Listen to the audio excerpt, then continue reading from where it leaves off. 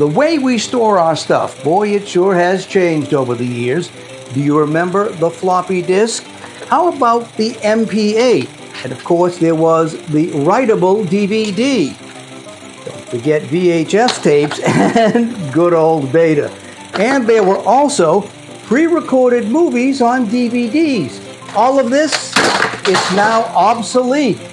And that means everything is now stored in the cloud. The cloud is somebody else's storage that you're paying for, right? So just how secure and permanent is the cloud, considering that all of our devices are now connected to it? Well, that was a question posed by one of my subscribers. He wanted to know, how safe are his life's holdings and documents with Google, Dropbox, Amazon, Apple, Adobe, etc.? Do they get hacked on a regular basis? And what if they shut down? So I asked the Chief Technology Strategist of Managed IT Solutions, what's the deal?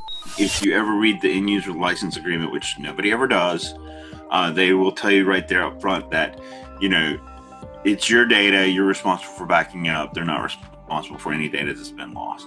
So if you want to keep your data secure, you need a separate backup and not a synced copy. A sync just means you've got a copy in two places, which sounds like a backup. It's just there's not as much control over syncs. Syncs will fail, and most end users won't notice the sync has failed. We've seen that time and again as well. Downs recommends something called a network-attached storage device, which connects to your home or office network. I went online and found they range from a couple of $100 up to several $1,000s, depending on your storage needs. Do the hackers ever go after these big clients like Google and Dropbox and Apple and so forth? Oh, yeah. I mean, I don't know if they're as big a target as they used to be. In the earlier days, the good old days, 10 years ago, yeah, they were huge targets, right? And they're still a target. They're always fending off attacks. However, Down says, don't worry so much about hackers getting your data from the big cloud guys. What hackers really want is they want the data. And so data takes time to move, especially if you're trying to be stealthy about it. If I start taking down, gigabytes and terabytes of data in less than a day or 2 days, then they're going to see that much data transfer, and it's going to raise a lot of red flags. You no doubt have heard the phrase, it's carved in stone. Well, if that stone happens to have crystals in it, guess what? Crystal storage is coming. But the amount of data you can put into a small crystal is a diamond, it's huge.